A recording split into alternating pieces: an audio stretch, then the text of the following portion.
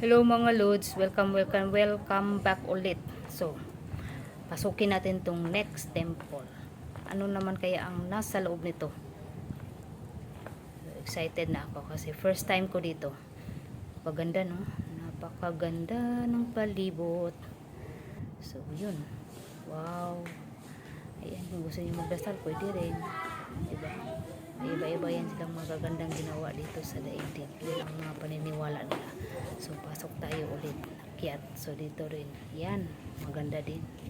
Marami din ang mga turistang nagdadasal dyan. Depende na yan sa'yo.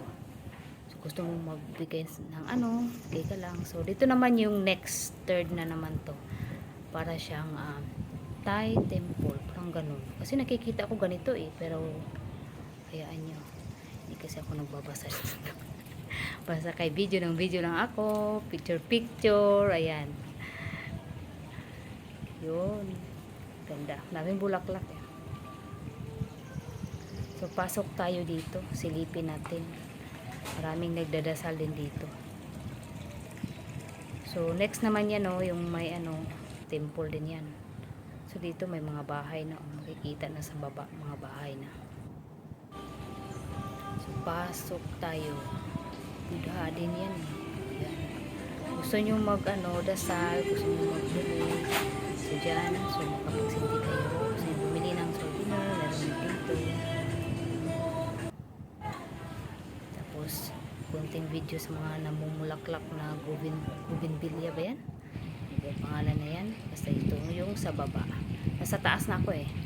Sulong-sulo ko po yung taas. Walang tao. Nakababa na yung iba. So, mas maganda yung sulo, diba? Yan. So, saglitang video.